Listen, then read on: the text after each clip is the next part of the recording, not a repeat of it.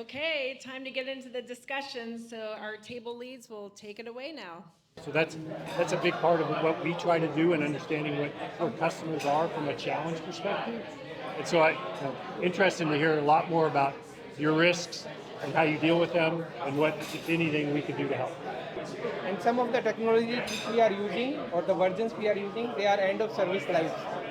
So our risk is now to complete that final part as soon as possible and then get out of that risky area. Being able to bring your applications up into bubble networks, being able to do deep scans without impacting production, being able to monitor those situations and work with them without the production impact that other tools bring forward. Trying to work around ways of isolating the data in terms of vendor access. At the same time, we have a core team who supports the commercial procurement side, so they would be accessing all the vendors' data. So we're trying to use Microsoft technologies in terms of how we restrict the data.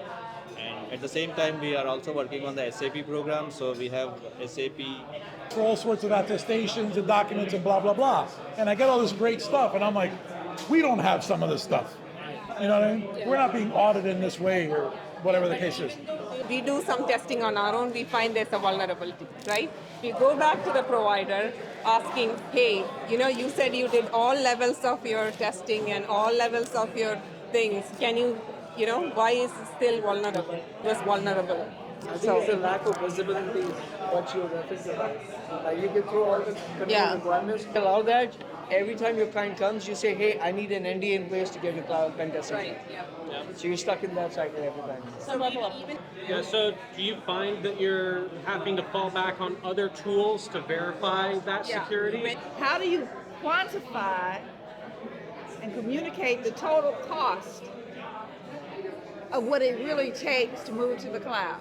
There should be a multi-year financial model so that you know where break even is and where it starts to be beneficial to the business. And what metrics are you going to be looking at? And that needs to be just demonstrated to everybody.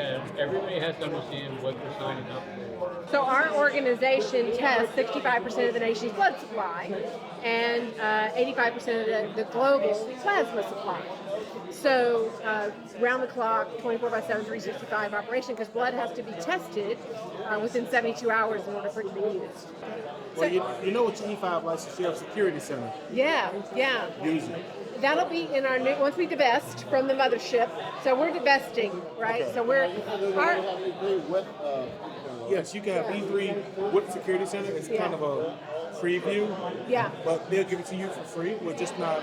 Let's say there's 30 bells and whistles. They get 20. And now they've got to go back to this larger company and say, I'm sorry, but they're out of business. But now what does this big company have to do?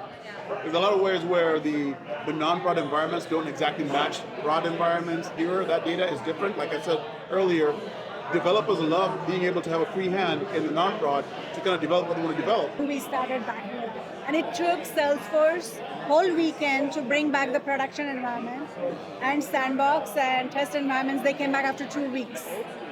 Offsite, right? And if it's third-party application, if it's on Amazon or something else, it is their responsibility, right? What they do. So, well, the biggest guys have already banned it. Yeah. So you take the top 5, they've already said no. This, even though we're selling it, we're promoting it, it's our stuff, it ain't happening internally. I remember when Dropbox came out, it was like, don't use Dropbox, and then they went corporate Dropbox, right? And so do you think that there's going to be almost like a corporate license, AI? Thank you for that.